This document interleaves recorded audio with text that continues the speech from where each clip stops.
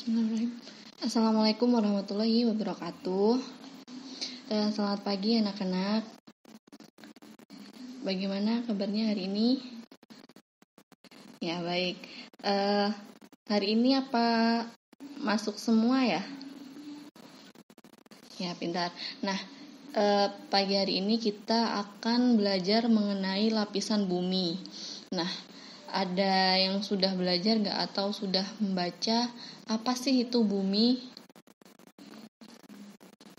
Oke, nah bumi itu merupakan planet ketiga dalam sistem galaksi Bima Sakti.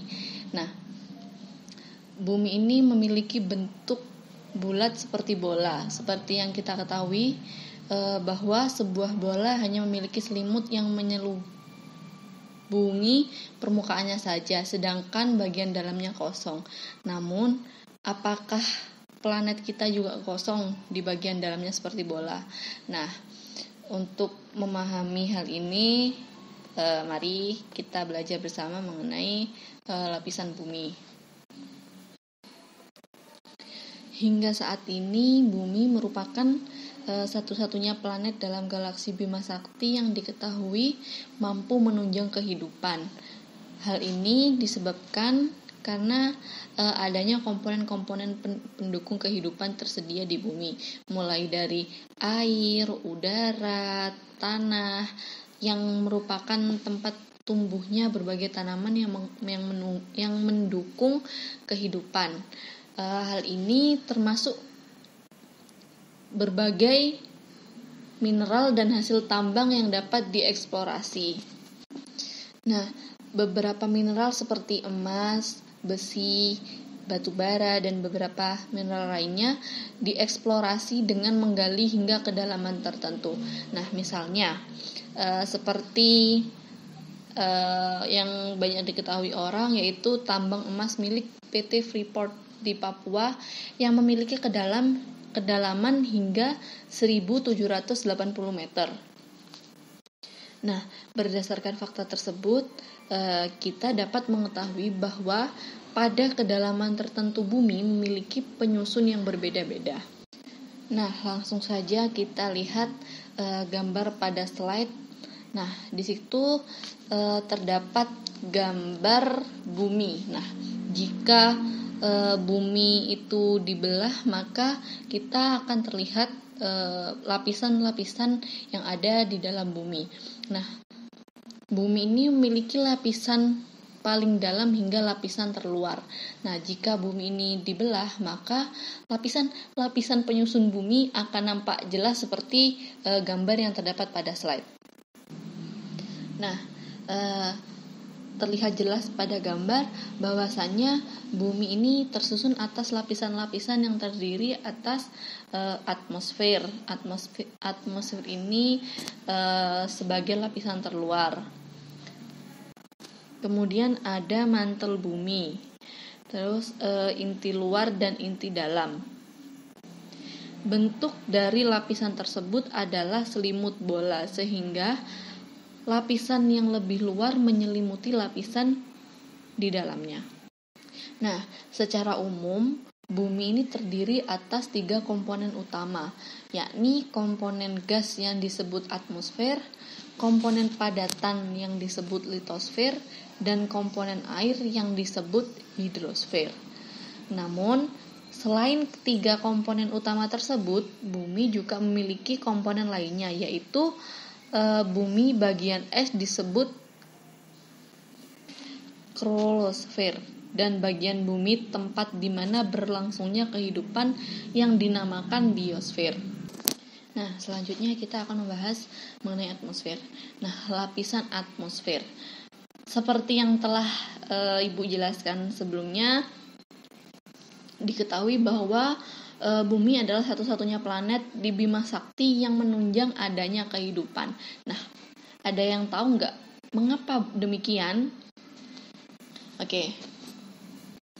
Seperti yang telah kalian pelajari sebelumnya, bahwa makhluk hidup aerob memerlukan oksigen dari udara untuk bernafas.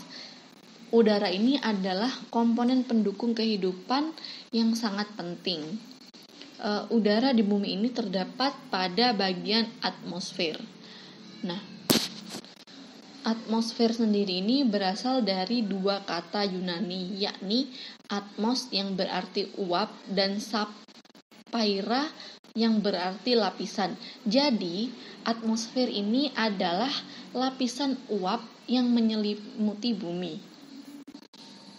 Nah, atmosfer bumi terdiri atas campuran dari gas serta sedikit cairan dan padatan yang menyelimuti bumi mulai dari permukaan bumi hingga luar angkasa. Komposisi atmosfer saat ini berbeda dengan komposisi atmosfer pada saat awal terbentuknya. Atmosfer pada awalnya terbentuk dari letusan gunung berapi yang kaya akan nitrogen dan karbon dioksida. Akan tetapi, sedikit oksigen, kemudian organisme fotosintetik mengolah karbon dioksida menjadi oksigen dan melepaskan oksigen tersebut ke atmosfer sebagai hasil pengolahan makanan yang memanfaatkan cahaya matahari. Nah, seiring dengan berjalannya waktu, komposisi atmosfer berubah dalam jumlah yang kecil, namun memberi dampak yang besar bagi kehidupan. Misalnya, asap kendaraan, asap pabrik, dan pembakaran bahan bakar fosil seperti minyak bumi yang menghasilkan polusi di udara.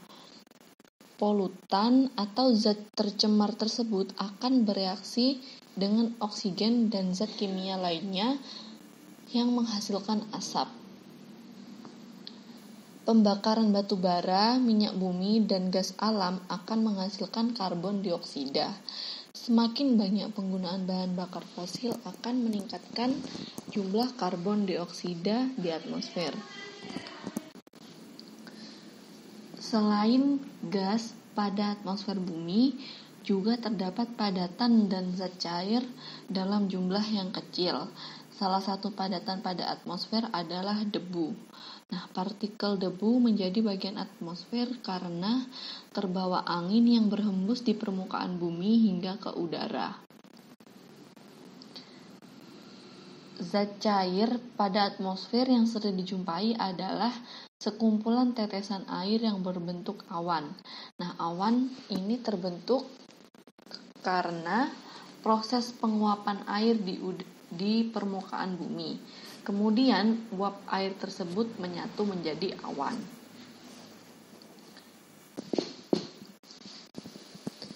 Nah, pada lapisan atmosfer ini terdapat 5 lapisan yang memiliki karakteristik yang berbeda-beda.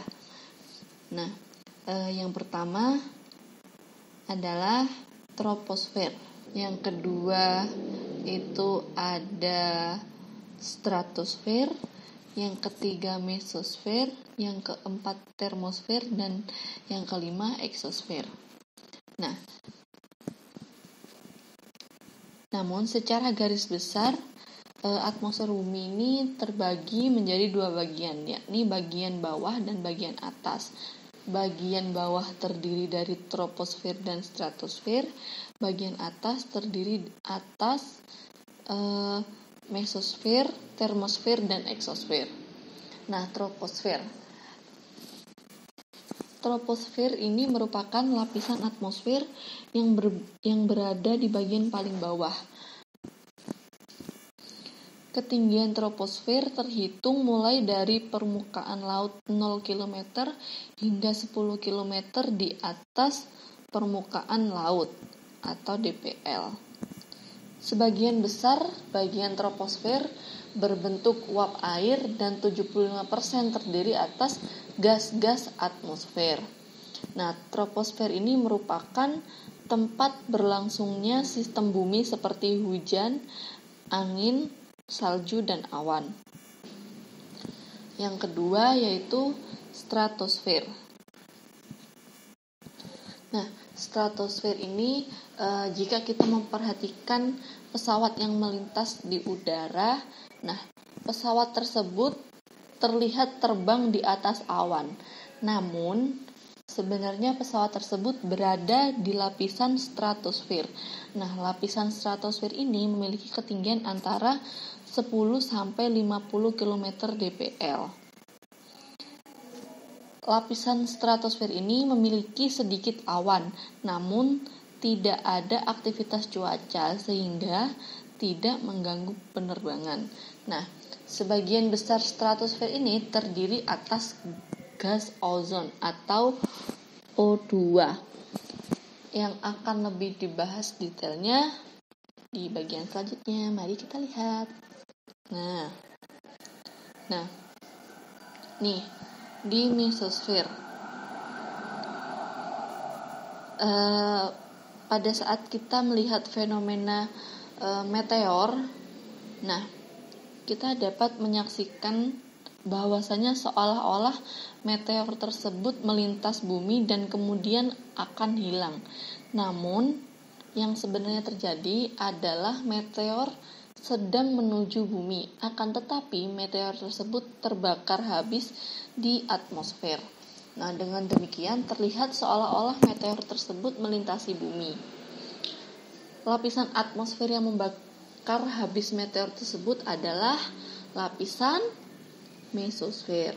Nah, lapisan mesosfer ini terletak pada ketinggian 50 sampai 85 km dpl. Nah, lapisan ini menjadi lapisan pelindung bumi dari benda-benda luar angkasa. Karena kebanyakan meteor yang menuju bumi akan terbakar habis di mesosfer. Nah, untuk selanjutnya yang keempat yaitu termosfer. Nah, ketika kita melihat sebuah pesawat ulang-alik milik NASA yang bersamaan dengan peluncuran teleskop Hubble. Nah, pernah nggak terpikirkan di mana teleskop Hubble tersebut berada? Nah, apakah masih di dalam bumi atau teleskop Hubble itu milik NASA mengorbit pada lapisan termosfer? Nah, lapisan termosfer ini memiliki ketinggian antara 85 sampai 500 km dpl. Dinamakan termosfer karena suhu yang sangat panas, yakni pada lapisan ini memiliki mencapai 1982 derajat Celcius. Selain sebagai tempat mengorbitnya teleskop Hubble dan pesawat ulang-alik, termosfer juga berfungsi sebagai pelindung bumi dari radiasi ultraviolet. Pada mesosfer dan termosfer terdapat lapisan yang memiliki partikel ion atau bermuatan yang disebut ionosfer.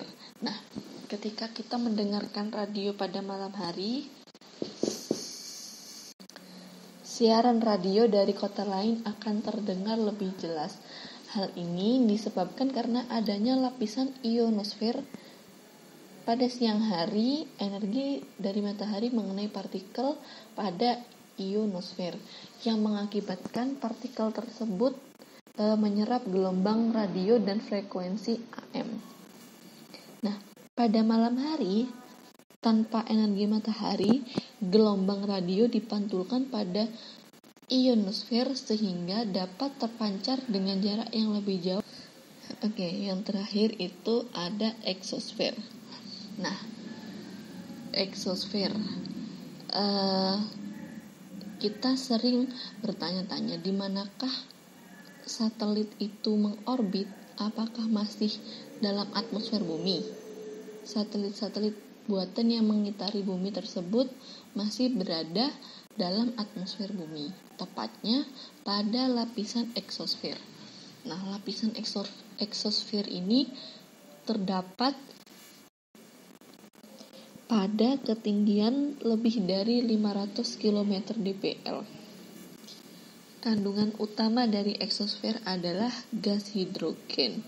Nah, jika kalian pernah melihat video atau film tentang penjelajahan luar angkasa, kalian akan menjumpai bahwa pesawat luar angkasa maupun satelit yang orbit di eksosfer tidak dapat bergerak bebas seperti pesawat yang biasanya kamu lihat. Nah, hal ini disebabkan karena eksosfer memiliki sedikit molekul sehingga gaya tekan udara sangat rendah dan mengakibatkan sayap dari pesawat luar angkasa tidak berfungsi.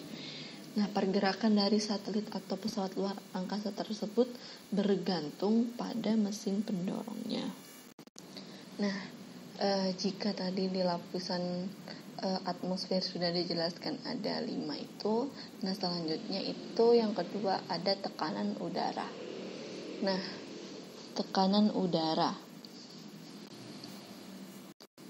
Kalian ingat gak bahwa salah satu sifat zat adalah memiliki massa. Nah, gas yang terdapat di atmosfer juga memiliki massa. Atmosfer menyelubungi bumi hingga ratusan kilometer di atas permukaan bumi. Nah, gravitasi bumi akan menghasilkan gaya tarik molekul gas yang mengarah ke permukaan bumi, sehingga berat molekul suatu gas akan menekan udara di bawahnya. Akibatnya, molekul udara di dekat permukaan bumi lebih rapat. Udara yang memiliki kerapatan tinggi ini akan menghasilkan gaya tekan yang lebih besar pula.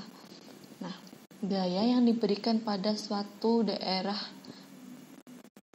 tersebut disebut tekanan. Nah, seperti yang kalian lihat pada ilustrasi yang ada di slide. Nah, seperti yang dapat dilihat tentang permainan panjat pinang. Nah, tekanan udara di dekat permukaan bumi juga lebih besar. Nah, besarnya tekanan udara akan berkurang seiring dengan bertambahnya ketinggian atmosfer. Seperti yang terdapat pada gambar yang ada di dalam slide, dapat dilihat sendiri ya. Selanjutnya yaitu suhu di atmosfer. Nah, matahari merupakan sumber energi terbesar di galaksi Bima Sakti. Nah, energi matahari dipancarkan dengan cara radiasi ke seluruh sistem galaksi Bima Sakti. Nah, sebelum mencapai ke permukaan bumi, radiasi energi matahari ini akan melewati atmosfer. Nah, oleh atmosfer, sebagian energi matahari akan diserap dalam bentuk kalor atau panas. Akan tetapi, tidak semua gas penyusun atmosfer mudah menyerap energi matahari. Nah, beberapa dari lapisan atmosfer yang sudah dijelaskan tadi itu ada beberapa lapisan tertentu yang memiliki molekul gas yang sulit menyerap energi matahari. Nah, dengan demikian, suhu di tiap lapisan atmosfer berbeda seperti yang digambarkan oleh garis-garis merah pada slide. Nah, slide yang dapat dilihat nih. Nah, lapisan troposfer memiliki suhu antara minus 52 derajat Celcius hingga 17 derajat Celcius berdasarkan pada gambar tersebut. Nah, bagian terendah dari stratosfer memiliki suhu yang paling hangat. Hal ini terjadi karena permukaan bumi menyerap energi radiasi matahari kemudian menyalurkan ke udara di atasnya. Nah, namun berbeda dengan lapisan mesosfer yang memiliki karakteristik seperti stratosfer yang semakin tinggi lapisan mesosfer. Lapisan ini hampir memiliki karakteristik yang seperti stratosfer, yakni semakin tinggi maka temperaturnya semakin rendah. Hal ini dikarenakan mesosfer tersusun atas molekul gas yang sulit menyerap energi matahari. Sedangkan lapisan termosfer dan eksosfer ini merupakan lapisan pertama yang menerima radiasi energi matahari. Nah, lapisan termosfer dan eksosfer memiliki jumlah molekul yang sedikit. Akan tetapi, molekul pada dua lapisan ini sangat efektif dalam menyerap energi matahari. Akibatnya, semakin tinggi ketinggiannya, semakin besar pula temperaturnya. Oke, selanjutnya yaitu lapisan ozon. Nah, lapisan ozon ini terdapat pada stratosfer pada ketinggian 18-54 km dpl. Nah, ozon ini tersusun atas oksigen sebagai bahan dasarnya. Nah, oksigen yang kita hirup ini memiliki 2 atom oksigen tiap molekulnya. Nah, satu molekul ozon memiliki 3 atom oksigen yang berikatan. Ozon berfungsi untuk menyerap sebagian besar radiasi ultraviolet yang ada dalam atmosfer. Nah, kandungan ozon dalam stratosfer sangat tinggi, sehingga melindungi bumi dari radiasi matahari yang berbahaya. Nah, ozon ini menyerap sebagian besar radiasi ultraviolet yang ada dalam atmosfer. Walaupun lapisan ozon tidak terlihat, kemudian kehidupan di bumi bergantung pada keberadaannya. Nah, konsentrasi ozon di atmosfer berubah-ubah setiap waktu. Salah satu faktor yang mempengaruhi konsentrasi ozon adalah adanya zat klorofluorkarbon atau bisa sering disebut CFC. Nah, gas CFC ini berasal dari pendingin lemari es, air conditioner atau AC, dan parfum. Nah, CFC ini mampu memecah molekul ozon yang ada. Nah, CFC ini terdiri atas atom karbon C, fluor F, dan klorin Cl. Kandungan klorin pada CFC ini dapat memecah molekul ozon seperti yang dapat dilihat di dalam slide. Nah, ketika CFC berada di atmosfer, sinar ultraviolet memecah molekul CFC. Kemudian atom klorin yang bebas akan mendekati dan memecah molekul ozon. Satu atom oksigen berkaitan dengan klorin, sedangkan sisanya membentuk molekul oksigen atau O2. Nah, proses tersebut terus berlangsung ketika terdapat klorin di atmosfer. Senyawa yang dibentuk oleh reaksi klorin dan atom oksigen tidak dapat menyerap radiasi matahari. Akibatnya akan semakin banyak ultraviolet yang sampai ke permukaan bumi. Pemecahan molekul ozon oleh CFC mengakibatkan penurunan konsentrasi ozon secara berkala. Nah, penurunan ozon tersebut terjadi di bagian kutub utara Antartika. Nah, fenomena ini disebut lubang ozon. Nah, pada setiap tahun konsentrasi ozon pada akhir bulan Agustus atau awal September mulai menurun. Pada bulan Oktober, konsentrasi ozon mencapai titik terendah. Kemudian konsentrasi ozon akan terus naik dan lubang ozon akan hilang pada bulan Desember. Nah, tadi itu penjelasan mengenai lapisan bumi bagian dari lapisan atmosfer. Untuk pertemuan selanjutnya kita akan berdiskusi mengenai lapisan litosfer. Nah, sekian dari Ibu. Apabila ada salah-salah kata, mohon maaf. Wallahul muwaffiq ila aqwamit thoriq. Wassalamualaikum warahmatullahi wabarakatuh.